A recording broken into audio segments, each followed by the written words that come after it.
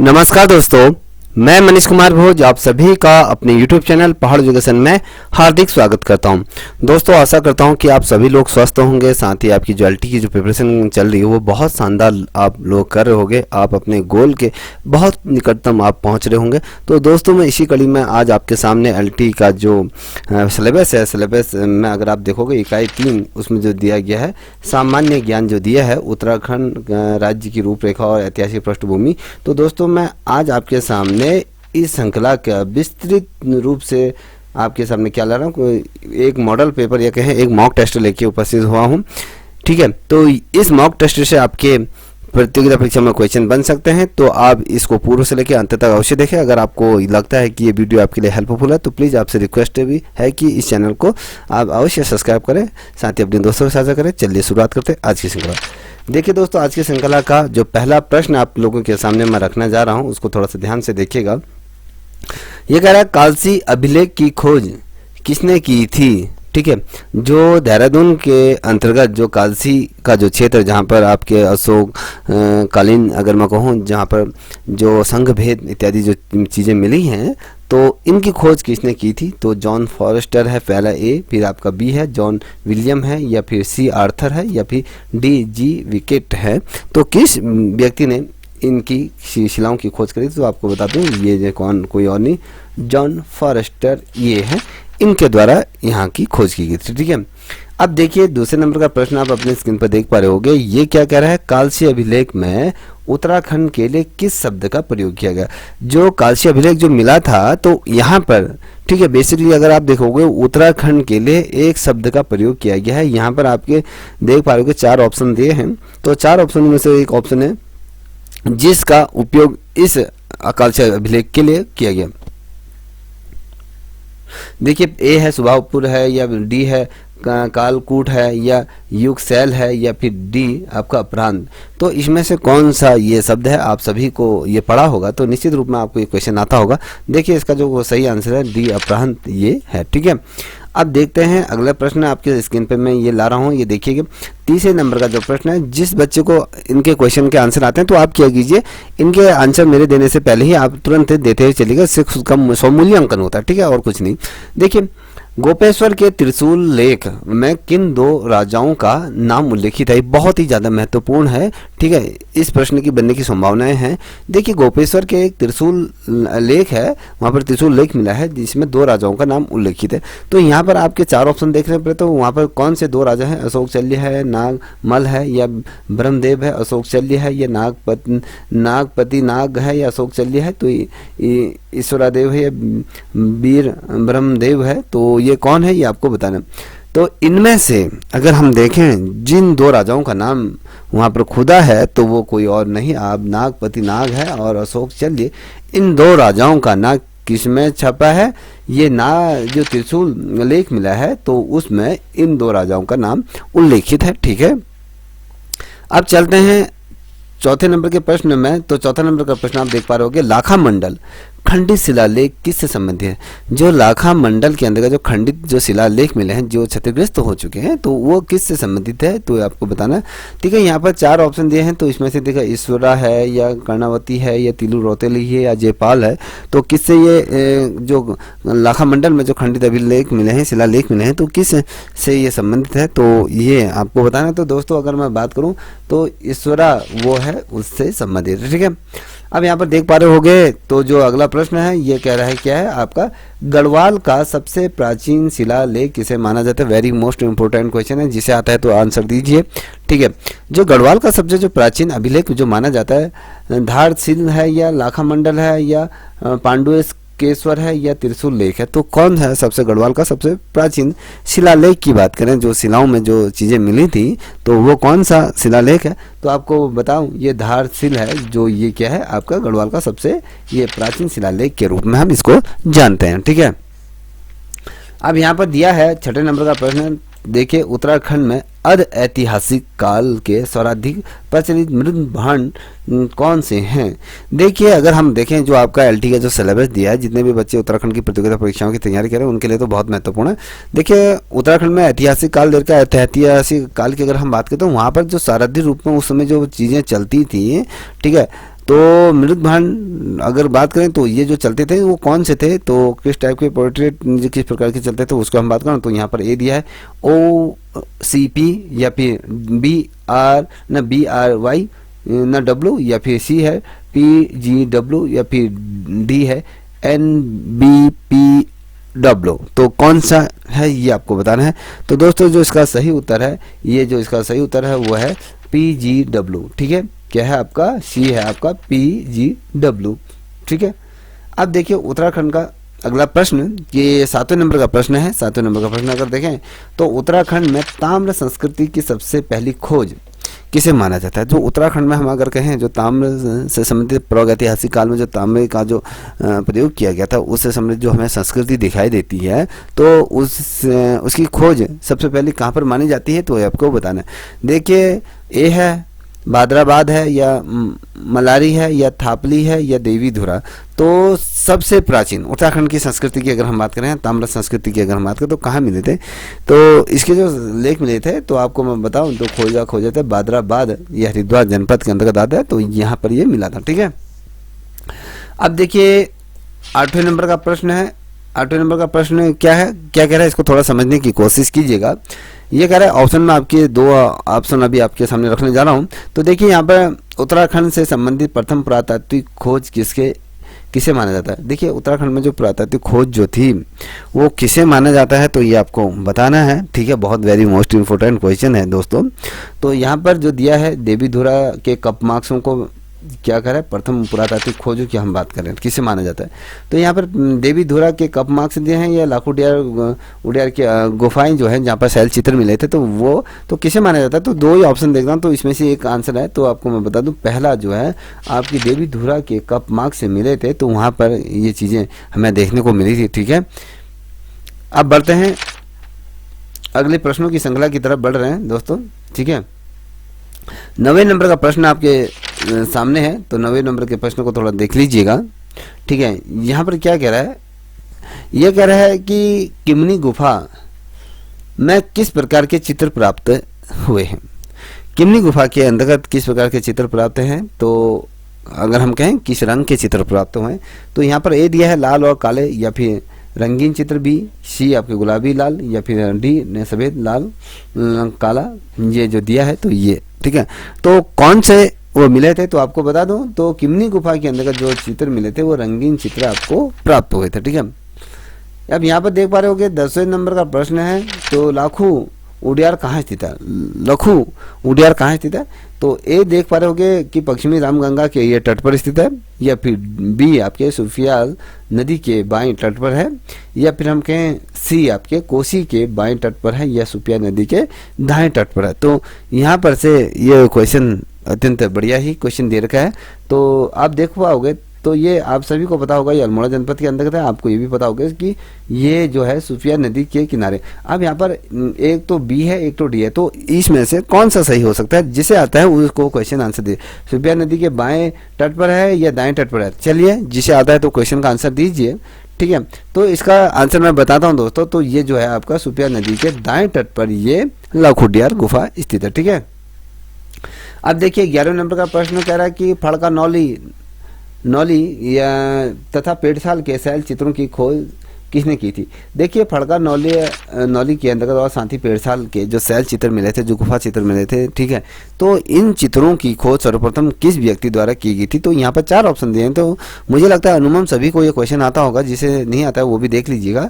ए है यशवंत कटौच हैं, या फिर डी है यशोधर मटपाल हैं, या फिर सी है आपके अजय रावत हैं, फिर डी है ये बहादुर सिंह कोटियाल। ठीक है, तो इसमें से कौन सा है ये आपको बताना है। देखिए दोस्तों, इसका जो सही आंसर है, ये जो खोजे गए थे यशोधर मटपाल द्वारा ही, ये आपकी फड़का नौली हो गया, कपड़ा नौली हो गया, या पेड़साल के जो शैल चित्र थे, ठीक है, ये खोजे गए थे। अब देखिए 12वें नंबर का प्रश्न आप देख पा रहे होगे दोस्तों कि किस प्रागैतिहासिक स्थल से सिंगों का मुखौटा पहना हुआ एक आदमी प्राप्त हुआ था। ठीक है, ये पहना हुआ आदमी प्राप्त हुआ था, तो ये जो मलारी से हुआ था, या हटवाल घोड़ा से मिला था, या पेड़साल से मिला था, या फालसीमा मिला था। तो जल्दी से इसका आंसर दीजिए जिसे भी आता है। देखिए आप वीडियो अगर देख रहे हैं तो आपका निजी ये दायित्व बनता है, खुद का स्वमूल्यांकन होता है, मैं कई दफ़े कह चुका हूँ। तो आप देखते हैं मगर आंसर देने में बहुत ज़्यादा घबराते हैं, तो घबराइए मत, वो उतना गलत भी हो जाएगा, कोई फ़र्क नहीं पड़ता, ठीक है। पेपर में उतना गलत नहीं होना चाहिए। देखिए यहाँ पर ए है मलारी, हटवाल घोड़ा है या पेटसाल है या फालसीमा। तो 12वें नंबर का प्रश्न है, तो दोस्तों इसका जो सही आंसर है, तो जो ये मिला था, तो इसका ये क्या है, हटवाल घोड़ा है वाला है, तो यहाँ पर ये मिला था। अब देखिए 13वें नंबर का प्रश्न है कि प्रागैतिहासिक कालीन महरू उडियार कहाँ है, किस जनपद में है। देखिए चमोली में है, अल्मोड़ा में है, नैनीताल में है या टिहरी में। तो 4 ऑप्शन दिए हैं, तो बताइए किस जनपद के अंतर्गत ये महरू उडियार है, ठीक है, जल्दी से आंसर दीजिए। तो ये जो महरू उडियार है बेसिकली आप देखोगे तो ये इसका जो संबंध है नैनीताल से है, ठीक है, नैनीताल में ही था। अब देखिए यहाँ पर महासम संस्कृति से संबंधित स्थल चंदेश्वर मंदिर कहाँ है। 14वें नंबर का प्रश्न, महासम संस्कृति से संबंधित स्थल की अगर हम बात कर रहे हैं तो ये कहाँ स्थित है। चमोली के अंतर्गत आता है, पिथौरागढ़ के अंतर्गत आता है, अल्मोड़ा के अंतर्गत आता है, चंपावत के अंतर्गत आता है। तो बच्चों ये कहाँ आता है, थोड़ा सा सोचिएगा। तो ये जो है आपके अल्मोड़ा जनपद के अंतर्गत आता है, ठीक है।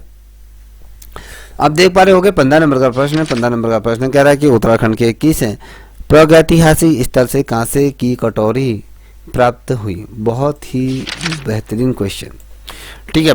चलिए बताइए, जिसे आता है आंसर जल्दी दीजिए, मेरे आंसर देने से पहले आप आंसर दीजिए।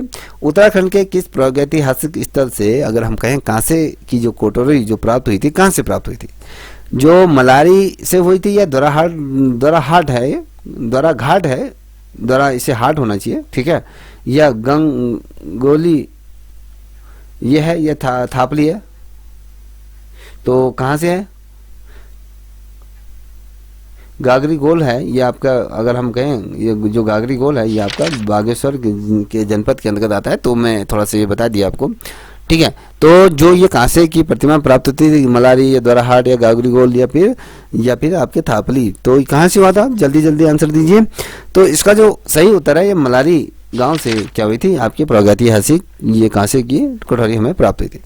अब देखिए अगला प्रश्न 16 नंबर का प्रश्न है। तो ये कह रहा है कि कत्यूरी राजवंश का मूल नाम कहाँ से प्राप्त हुआ।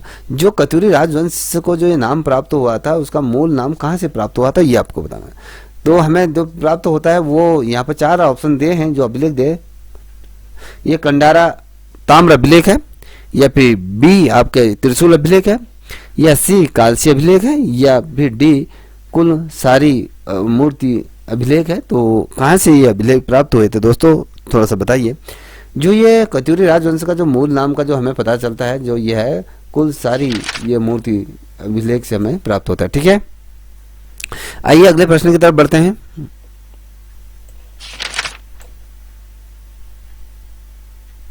तो 17 नंबर का प्रश्न आप देख पा रहे होंगे। तो ये क्या कर रहा है, कोटेश्वर महादेव गुफा है, कहाँ है ये बताओ। कोटेश्वर का जो महादेव गुफा है वो किस जनपद में स्थित है। तो यहाँ पर टिहरी है, चमोली है, उत्तरकाशी है, रुद्रप्रयाग है। तो 4 ऑप्शन ए बी सी दिए हुए हैं। तो किस जनपद में ये मंदिर है या गुफा स्थित है, तो ये आपको बताना है दोस्तों। जो ये है आपको बता दूं, ये आपका कहाँ है, यहाँ पर देख पा रहे होगे।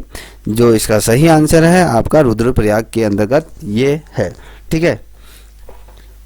अब अगले प्रश्न की तरफ बढ़ रहे हैं। तो अगला प्रश्न क्या है उसको भी थोड़ा समझने की कोशिश किया। 18वें नंबर का प्रश्न है, कौन सा महाजनपद, क्वेश्चन क्या है इसको थोड़ा समझने की कोशिश की, कौन सा महाजनपद उत्तराखंड के भूभाग के अंतर्गत आता है। महाजनपद की हम बात कर रहे हैं तो उत्तराखंड के ऐसे भूभाग के अंतर्गत आता है। तो कौन सा वो महाजनपद था जो उत्तराखंड के भूभाग का अंतर्गत, वर्जी है या कुरु है या पांचाल है या गांधार है। तो कौन सा वो क्षेत्र था, कौन सा वो भूभाग है ये आपको बताना है, कौन सा महाजनपद है। तो यहाँ पर आपके 4 ऑप्शन दिए हुए हैं। तो अगर मैं बात करूँ तो ये कुरु, हमने कहा कुरु शब्द भी हमने पढ़ा था कि उत्तराखंड का नाम ये पढ़ा है। तो कुरु जो शब्द है तो ये है आपका, याद रख लीजिए इस प्रकार से। तो 19वें नंबर के प्रश्न की तरफ बढ़ा है कि हीरा सिंह भाकुनी ने उत्तराखंड को किस नाम से संबोधित किया है। देखिए दोस्तों बड़ा ही शानदार क्वेश्चन है, तो पूछा जा सकता है। तो हीरा सिंह भाकुनी जो थे उन्होंने उत्तराखंड को किस नाम से संबोधित किया? तो यहाँ पर आपको 4 ऑप्शन उत्तराखंड या उत्तर कुरु दिया है, क्षेत्रीय उसी नगर दिया गया, सुबाहुपुर दिया है। तो कौन से नाम से उनको द्वारा संबोधित किया गया? तो आपको बता दूं ये है क्षेत्र उसी नगर के नाम से इन्होंने संबोधित किया था उत्तराखंड को। ठीक है, अब ये देखिए बहुत ही शानदार क्वेश्चन है कि मनसार मेला कहाँ लगता है, किस जनपद के अंतर्गत लगता है? टिहरी में लगता है, अल्मोड़ा में लगता है, या चमोली में लगता है, या पौड़ी में लगता है? तो मनसार जो मेला लगता है तो किस जनपद में लगता है? जल्दी से आंसर दीजिए। ठीक है, तो जो ये मेला लगता है ये लगता है आपका चमोली जनपद के अंतर्गत ये मेला लगता है। ठीक है, अब 21वें नंबर का प्रश्न आप देख पा रहे होगे। तो ये कह रहा है कुड़िंदों का समकालीन शासक विराट कहाँ का ये शासक था? जो कुड़िंद जो थे, कुड़िंदों के समकालीन जो शासक था विराट, वो किस है, कहाँ का वो शासक था, किस क्षेत्र का था? तो यहाँ पर ऑप्शन दिया हुआ है, उत्तर कुरु क्षेत्र का था, ए बी आपका सोर सेन से था, या सी आपका मत्स्य प्रदेश से था, फिर डी युग सैल प्रदेश से था। तो किस प्रदेश से इसे माना जाता है? तो दोस्तों आपको बता दूं ये मत्स्य प्रदेश से कौन सा था, विराट राजा था। ठीक है, अब देखिए 22वें नंबर का प्रश्न है कि 22वें नंबर का प्रश्न कर रहा है कि रामायण के बाल कांड में कुमाऊं की किस नदी का उल्लेख मिलता है? रामायण का एक बाल कांड है, उसमें कुमाऊं की एक नदी का उल्लेख मिलता है, वो कौन सी नदी है? तो ए है आपका रामगंगा, बी है कौशिकी, यह है पी सी आपकी कालसी या काली है, या फिर आपकी डी है आपकी सरयू। तो कौन सी चारों में से कौन सी नदी का उल्लेख मिलता है? तो दोस्तों आपको बता दूं कौशिकी की नदी का क्या मिलता है, आपके रामायण के बाल कांड में उसका उल्लेख मिलता है। ठीक है, अब यहाँ पर देख पा रहे होगे 23वें नंबर का प्रश्न है। 23वें नंबर का प्रश्न क्या कर रहा है कि भगवान विष्णु के कुमु अवतार से संबंधित कांतेश्वर पर्वत कहाँ है, ये आपको बताना है। ठीक है, जो भगवान विष्णु का कुमु का जो अवतार था उससे संबंधित कांतेश्वर जो पर्वत था तो वो कहाँ स्थित है? चमोली में है, या फिर उत्तरकाशी में है, या फिर चंपावत में है, या अल्मोड़ा में है? तो इस प्रकार से बनते हैं क्वेश्चन। तो ये कहाँ से है तो ये बताइए जल्दी से। तो दोस्तों इसका जो सही आंसर है तो जल्दी से आंसर दीजिए। तो इसका है ये चंपावत में है ये पर्वत स्थित है। ठीक है, अब देखिए यहाँ पर दिया है 24वें नंबर का प्रश्न। 24वें नंबर का क्या है? महाभारत के युद्ध में दुर्योधन की पक्षधर उत्तराखंड की कौन सी जनजाति थी? देखिए उत्तराखंड की एक ऐसी जनजाति थी जो महाभारत का जब युद्ध हो रहा था दुर्योधन के वो पक्ष में वो जनजाति खड़ी हो गई थी। तो वो कौन सी थी? ए पुलिन, दूसरा है आपका बी है आपका परावर्त, या खस है, या कितार होना चाहिए। ठीक है, अब ये बताइए कौन सी जनजाति खड़ी हो गई थी? तो उसके अगर मैं बात करूं जो जनजाति खड़ी हो गई थी पारावत ये जनजाति खड़ी हो गई थी। ठीक है, अब 25वें नंबर का प्रश्न आप देख पा रहे होगे। 25वें नंबर का प्रश्न क्या कह रहा है? आदि पर्व में उत्तराखंड के सुबाहुपुर की पहचान किस शहर से हुई थी? देखिए आदि पर्व में उत्तराखंड का जो उल्लेख मिलता है तो उसमें सुबाहुपुर जो था उसका पहचान किस शहर के रूप में हुई? तो श्रीनगर के रूप में हुई थी, या कालसी के रूप में हुई थी, या लाखा मंडल के रूप में, या सोशनितपुर के रूप में हुई थी। तो ये कहाँ पर हुई थी? तो आपको बताना है दोस्तों 25वें नंबर का ये प्रश्न। तो ये श्रीनगर में ये हुई थी। ठीक है, देखिए सोनितपुर 26वें नंबर का है। सोनितपुर किसकी राजधानी के कारण प्रसिद्ध हुआ था? ये ऐसा कौन सा शासक था जिसके कारण ये वाला जो सोनित जो पुर है तो वो राजधानी प्रसिद्ध हुई थी? तो ये बाणासुर था, या नागमल था, या राजकुमारी ईश्वरा थी, या सुबाहु? तो किसके समय में ये क्षेत्र प्रसिद्ध हुआ था? तो ये आपको बताना। देखिए बाणासुर के समय में सोनितपुर ये क्या होती यहाँ की राजधानी ये प्रसिद्ध हुई थी बाणासुर के समय में। ठीक है, 27वें नंबर का प्रश्न देखिए कि सुदर्शन शाह की किस पुस्तक में गढ़ नरेशों की वंशावली दी गई है? सुदर्शन शाह की एक पुस्तक है, पुस्तक उनके द्वारा जो लिखी गई थी तो उसमें गढ़ नरेशों की वंशावली से संबंधित चीज़ों को बताया गया है, उसमें दिया गया है। तो यहाँ पर ए है सभासार है, या बी है आपका सुदर्शन दर्शन है, या फिर सी है सुदर्शनोदय काव्य है, या फिर डी है आपका गोरख्याली। तो कहाँ से ये है दोस्तों बताइएगा। बहुत ही ज़्यादा महत्वपूर्ण प्रश्न है, अपने आप में भारी भरकम ये प्रश्न। ठीक है, चलिए आंसर दीजिए जल्दी से। तो ये था इसका आंसर, जो ए है सभा सार ये थी। ठीक है, अब देखते हैं 28वें नंबर के प्रश्न की तरफ बढ़े, उसको भी देख लीजिएगा।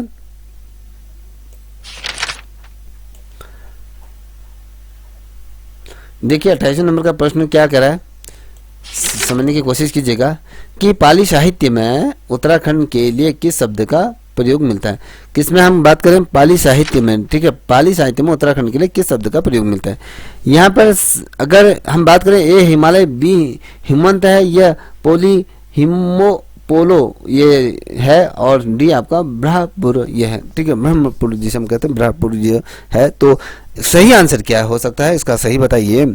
तो इसका जो सही उत्तर है, ये हिमवंत शब्द का हमें पाली साहित्य में उत्तराखंड के लिए ये प्रयोग किया गया। ठीक है, 29वें नंबर का प्रश्न आप देख पा रहे हो कि 29वें नंबर का प्रश्न क्या है कि उत्तराखंड में निवासरत प्राचीन जनजाति कौन सी थी। उत्तराखंड में सबसे प्राचीन जनजाति की अगर हम बात करें तो कौन सी, कितार थी या कोल थी या खास थी या भूटान थी। ठीक है, तो ये कौन सी थी।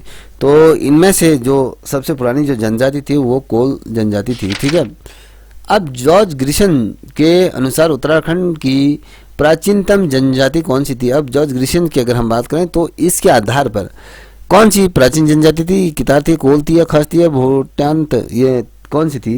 तो आपको अगर मैं बताऊं तो इनके आधार पर कितार सबसे प्राचीन जनजाति के रूप में उत्तराखंड में मानी जाती है।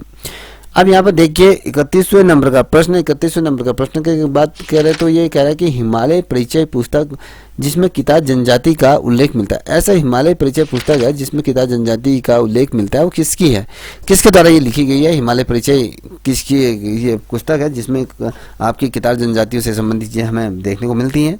तो 31वें का अगर हम बात करें, ये ए है आपका यशवंत सिंह कठौत है, ये बी है आपका भजन सिंह है, फिर राहुल सत्याकेन है या वाल्टन ये है। तो इसमें अगर हम सही बात करें तो आपका सी आपका राहुल सत्याकेन ये करके है। ठीक है, अब देखिए 32वें नंबर का प्रश्न है, ये कह रहा है कि महाभारत के कितारता जुनूनी प्रसंग में कितारों के आराध्य देव कौन से बताए गए हैं। देखिए उसमें अगर बात करें तो कितारों का जो आराध्य देव के रूप में माने तो विष्णु माना गया, शिव को माना गया, कार्तिकेय को माना गया या अर्जुन को माना गया, किसको ये माना गया है। तो आपको मैं बता दूं, जो इनका माना गया है वो आपके कार्तिकेय को माना गया है। ठीक है, अब हम बात करेंगे 33वें नंबर का प्रश्न। ये कह रहा है कि 33वें नंबर का प्रश्न क्या है, आर्यों का वंश उत्तराखंड के किस जनजाति को माना जाता है। आर्यों का वंशज अगर हम किस जनजाति को अगर माना जाता है तो यहाँ पर है खास है, कितार है, कोल है या भूतांतिक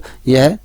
तो ये जो माना जाता है खसों को माना जाता है किसके, आर्यों का वंशज के रूप में। ठीक है, अब देखिए 34वें नंबर का प्रश्न है कि कह रहा है कि उत्तराखंड की किस जनजाति में जेठो प्रथा तथा टेकुआ और प्रथा ये प्रचलित है। तो ये जो दो प्रथाएं हैं तो वो किस जनजाति में प्रचलित हुआ करती थी ये आपको बताना। देखिए एक तो कितार है, कोल है, खस है और ये भूटान तक 4 जनजातियां हैं। तो 4 जनजातियों में से एक में ये प्रथा प्रचलित थी। तो आपको मैं बता दूं इसमें से जो सही आंसर है वो आपके ये खस है। ठीक है, अब 35वें नंबर का प्रश्न देख पा रहे हो कि जाट भोटियाओं का मूल निवास स्थान किसे माना गया है। देखिए जाट भोटियाओं का अगर हम बात करें तो इनका मूल स्थान कौन से हैं चारों में से। देखिए जनकताल है, जौहर घाटी है, ये दोरना गिरी पर्वत है, ये मलारी गांव है। तो किस जगह पर ये माना जाता है। तो जो भी इसका सही आंसर देंगे तो मुझे लगता है अनुमान ये सब लोग इसको जानते होंगे। देखिए इनका जो जाट भोटियाओं की अगर बात करूं तो ये कहीं ना कहीं मैं शायद गलत भी हो सकता हूं। तो अगर मेरे आधार पे तो ये होना चाहिए। ठीक है, तो जौहर घाटी मानी जाती है। ठीक है, और हम अगर देखें जो मैंने अभी पढ़ा था तो उसके आधार पे तो आपके जनक काल को माना जाता है। ओवरऑल मेरे ख्याल से ये है आपका जौहर घाटी। जो बच्चा इसका आंसर सही तरीके से आप कमेंट सेक्शन में विस्तार से दे सकते हैं। ठीक है, इससे मेरा भी कॉन्सेप्ट क्लियर हो जाएगा।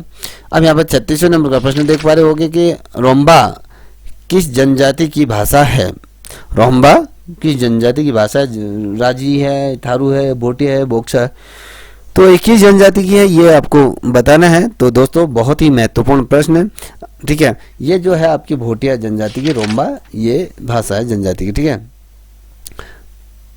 अब देखिए 37वें लौसर उत्सव बसंत पंचमी को कौन सी जनजाति मनाती है। लोसर जो उत्सव है बसंत पंचमी के दिन ये मनाया जाता है, तो ये किस जनजाति द्वारा बनाई जाती है? तो आपको बताया कि बॉक्सा है, थारू है, जाजी है, ये भोटिया है। तो किसके द्वारा ये उत्सव को धूमधाम से मनाया जाता है? तो ये आपको बताने। तो दोस्तों जो ये बनाई जाती है भोटिया द्वारा इनको किया जाता है। ठीक है, अब बात करेंगे अगले प्रश्न की तरफ बढ़ रहे हैं। आइए देखिए 38वें नंबर का ये प्रश्न क्या है? गौमैया प्रसिद्ध पद्धति किससे संबंधित है? ठीक है, गौमैया जो पद्धति है किससे संबंधित है? देखिए कृषि से है या व्यापार से है या फिर कर प्रणाली से है या आयात निर्यात से है? तो आपको ये बताना है, जल्दी से आंसर दीजिए। जिसे आता है तो तुरंत इसका आंसर कमेंट सेक्शन में दीजिए। देखिए जो गौमैया जो है ये आपके व्यापार से संबंधित है। ठीक है, अब यहाँ पर 39वें नंबर का प्रश्न है, रंग बंग प्रथा का प्रचलन किस जनजाति में है? ठीक है, रंग बंग जो प्रथा है वो किस जनजाति में? उत्तराखंड की जौनसारी है, भोटिया है, राजी है या थारू है? तो किस जनजाति के अंतर्गत इसे देखा जाता है? तो ये भोटिया जनजाति के अंतर्गत ही हमें देखने को मिलता है। 40वें नंबर का प्रश्न, 40वें नंबर का प्रश्न क्या कर रहा है कि तिमली तथा तुवेरा लोकगीत की जनजाति से संबंधित है। ये दो गीतों को देख ले, तिमली और तुवेरा लोकगीत की जनजाति द्वारा से संबंधित कौन सी जनजाति इनको गाती हैं? जौनसारी है, भोटिया है, बॉक्सा है, थारू है, 4 जनजातियां तो कुल हैं। 4 जनजातियों में से आपको ये पिक करना है। ठीक है, ये कौन सी ये जो गाने हैं ये आपके भोटिया जनजाति से संबंधित है। ठीक है, अब देखिए अगला प्रश्न है 41वें नंबर, बैग रैग किस जनजाति के देवता हैं? ए भोटिया, बी आपका बॉक्सा और सी है आपका थारू और डी है आपका जौनसारी। तो आपको ये बताना है दोस्तों, इसका जो सही उत्तर है तो वो भोटिया जनजाति ही है। ठीक है, अब देखिए यहाँ पर कहते हैं कि 42वें नंबर का प्रश्न कि थारू पिता की ओर से किस उत्पत्ति के माने जाते हैं? थारू पिता की ओर से किस उत्पत्ति के माने जाते हैं? आपको भील है या राजपूत है, कितार है, इनमें से कोई नहीं। तो ये जो है आपकी भील जनजाति, अगर जो हम कहते हैं भील से क्या है, थारू पिता की ओर से किस उत्पत्ति को माना जाता है? तो भील को ये माना जाता है। ठीक है, अब जो अगला प्रश्न है उस अगले प्रश्न को भी देखिएगा। ठीक है, अगला प्रश्न क्या है? ये है क्या? बट्टा महतो डरहैत की जनजाति के समूह है? भोटिया है, थारू है, बॉक्सा है, राजी है। तो दोस्तों इसका जो सही आंसर है वो आपका थारू जनजाति से संबंधित है। अब यहाँ पर देख पा रहे होंगे कि 44वें नंबर का प्रश्न ये कह रहा है कि उत्तराखंड की जनजाति में पलायन विवाह प्रचलित है। तो पलायन जो विवाह जो प्रचलित है वो राजी है, थारू है, बॉक्सा है, भोटिया है। तो किस जनजाति में ये है? तो आपको बता दूं ये राजी जो जनजाति है उसमें प्रचलित है। अब देखिए 45वें नंबर का प्रश्न, बदला विवाह की जनजाति से संबंधित है। ये बहुत ही प्यारा क्वेश्चन है, इसको थोड़ा सा नोट डाउन करते चलिएगा कि बदला विवाह किस जनजाति से संबंधित है? राजी है या थारू है या बॉक्सा है या भोटिया है? तो किस जनजाति से ये है? तो ये आपको बताना। देखिए दोस्तों जो ये है आपके थारू जनजाति से संबंधित है। ठीक है, अब यहाँ पर अगला प्रश्न देख पा रहे हो कि 46वें नंबर का प्रश्न है कि शिल गुरु जी की पूजा कौन सी जनजाति करती है? शिल गुरु जी की पूजा कौन सी जनजाति करती है? जौनसारी या थारू या बॉक्सा या राजी? तो कौन सी जनजाति करती है? तो आंसर दीजिए इसका, जिसे भी आता है। तो ये जो करती है ये आपकी जौनसारी लोग करते हैं। ठीक है, अब बजहर त्योहार की जनजाति से संबंधित है। ठीक है, ये त्योहार किसे है? यहाँ पे जौनसारी है, थारू है, बॉक्सा है, राजी है। तो किस जनजाति से ये है आपको बताना। देखिए थारू जनजाति से इसे माना जाता है। देखिए 48वें का बाद दिया विवाह किस जनजाति से संबंधित है? अभी हमारे जो प्रश्नों की जो श्रृंखला है जनजाति से संबंधित है। तो ये बाज दिया जो विवाह की जनजाति से संबंधित है तो ये आपको बताना है। तो बहुत ही ज़्यादा महत्वपूर्ण प्रश्न है। तो ये जो जौनसारी है ये थारू है, ये बॉक्स है, ये राजी, तो इसमें से कौन सा सही है आपको बताना है। कमेंट सेक्शन में आंसर दीजिए तुरंत। तो इसका जो सही आंसर बताऊं मैं वो है आपका जौनसारी से है। ठीक है, अब देख पा रहे होगे 49वें नंबर का प्रश्न 49वें नंबर का जो प्रश्न कह रहा है कि वो चाला चाला प्रथा की जनजाति से संबंधित है। भोटिया से है, थारू से है, बोक्सा से है, राज्य से है, तो किस जनजाति से ये संबंधित है इसे आपको बताना है। ठीक है, 49 नंबर का प्रश्न ये है दोस्तों, आपके थारू जनजाति से संबंधित है। ठीक है, अब चलते हैं 50वें नंबर की तरफ बढ़ते हैं। ठीक है,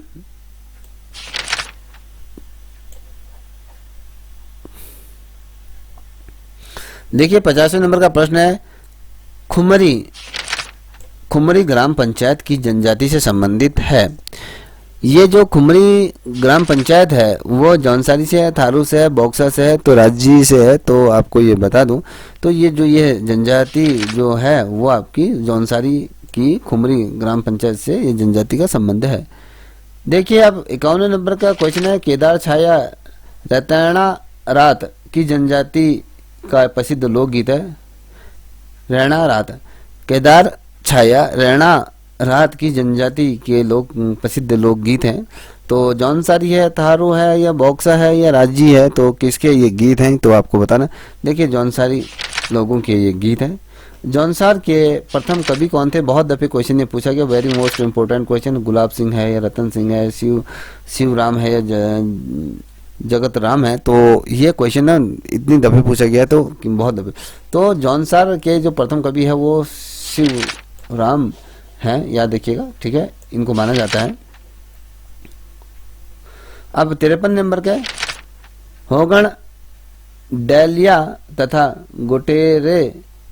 गोटेरे त्योहार, ये जो देख लीजिए आप, इनको कौन सी जनजाति द्वारा इनको मनाया जाता है। यहाँ पर दिया है जौनसारी, थारू, बोक्सा या राज्य, तो कौन सी जनजाति की है ये बता दूं आपको, बोक्सा जो जनजाति के हैं। ठीक है, 54 नंबर का प्रश्न आप देख पा रहे होंगे। 54 नंबर का प्रश्न क्या है, अदृश्य विनिमय किन जनजाति से संबंधित है, विनिमय। ठीक है, अदृश्य विनिमय की जनजाति से संबंधित है। जौनसारी से है, थारू से है, बोक्सा से है, राज्य से है, तो कौन से है ये बताइए, जल्दी आंसर दीजिए। तो इसका जो सही उत्तर है दोस्तों, तो ये आपका राज्य से है। ठीक है, राज्य से है। अब आप बात करते हैं 55 नंबर के प्रश्न। 55 नंबर का प्रश्न क्या कह रहा है कि वीर केसरी चंद नामक पुस्तक किसकी है। ये जो पुस्तक है वीर केसरी नामक किसकी पुस्तक है, तो ये जो पुस्तक है दोस्तों गुलाब सिंह की है, या कृपा राम जोशी की है, या पंडित शिवराम की है, या केदार सिंह की है, तो किसके द्वारा इस किताब को रचा गया है। तो जो ये रचा गया पंडित शिवराम के द्वारा इसको लिखा गया है। देखिए छुरमल देवता, या लिखा है छुमरल देवता किन जनजाति के द्वारा पूजे जाते हैं, उनके पूज्य देवता माने जाते हैं। ठीक है, तो जौनसारी के हैं, थारू के हैं, बोक्सा के हैं, राज्य के हैं, तो ये आपको बताना है। तो इसका जो सही आंसर है वो आपका राज्य के हैं। ठीक है, अब बात करेंगे 57वें नंबर का प्रश्न कह रहा है कि कुलिंदों को महाभारत में किस नाम से पुकारा जाता है। अनुमान मुझे लगता है सभी को ये क्वेश्चन आता है। देखिए कुलीन है, कुरु है, द्विश्रेष्ठ है, या पुलिंद है, तो मुझे लगता है सभी को आता है कि ये द्विश्रेष्ठ कहा जाता है, द्विश्रेष्ठ। ठीक है, अब देखिए 58 नंबर का प्रश्न है। 58 नंबर का प्रश्न कह रहा है कि कुलिंद वंश से संबंधित सबसे महत्वपूर्ण प्रमाण क्या है। कुलिंद वंश से संबंधित जो महत्वपूर्ण प्रमाण की अगर हम बात करते हैं तो क्या है, ये धार्मिक साहित्य माना जाता है, या मुद्राएं माने जाते हैं, ताम्रप्रमाण माने जाते हैं, तो अभिलेख माने जाते हैं, क्या माना जाता है। तो थोड़ा सोच के दिमाग में जोर डालिए। तो जो कुलिंद वंश से अगर हम बात करें तो ये जो माने जाते हैं ये आपके मुद्राएं मानी जाती हैं। ठीक है, अब यहाँ पर देख पा रहे हो कि 59 नंबर का प्रश्न है, ये अमोद भूति की जो चांदी की मुद्राओं का भार कितना होता था। वेरी मोस्ट इंपोर्टेंट क्वेश्चन, इसको थोड़ा सा देख लीजिएगा, पढ़ लो। 25 से 30 गेन होता है, या 31 से 38 गेन होता है, या 9.5 या 15 गेन होता है, ये इनमें से कोई नहीं, तो क्या होता है, तो इसका आंसर दीजिए। तो इसका जो है 31 से 38 गेन ये होता है। ठीक है, ये 60 नंबर का प्रश्न, अमोदभूति की मुद्राओं में किस लिपि का प्रयोग मिलता है, आपको बताना है किस लिपि का। बेसिकली इसमें हम अगर देखते हैं तो वो लिपि को आपको बताना है किस लिपि का इसमें हमें मिलता है। ब्राही लिपि का मिलता है, खरोष्टी या तथा या अमलामाइक या ब्राही या खरोष्टी या केवल खसोटी, तो कौन सी मानी जाती है। तो दोस्तों इसका जो सही आंसर जल्दी से दीजिए। तो इसका जो सही उत्तर है वो आपका क्या है, ये सी है आपका, ब्राही खरोष्टी ये मानी जाती है। ठीक है, तो ये जो श्रृंखला है, ये श्रृंखला मैंने अभी 60 नंबरों तक 1 से लेकर 60 तक रखी है। तो इससे 60 से लेकर जो 100 नंबरों की श्रृंखला मैं अगले वीडियो में लेके आऊँगा। तो ये आपके उत्तराखंड एलटी की परीक्षा के दृष्टिकोण से बहुत ज़्यादा महत्वपूर्ण है। ठीक है, और जिन्हें भी प्रतियोगिता परीक्षाओं की तैयारी कर रहे हैं तो उन बच्चों के लिए भी बहुत महत्वपूर्ण है। अगर आपको ये पसंद आती है तो आप इसे ज़रूर सब्सक्राइब करें, साथ ही अपने दोस्तों को साझा करें। तब तक के लिए इतना ही। जय हिंद, जय भारत, जय उत्तराखंड।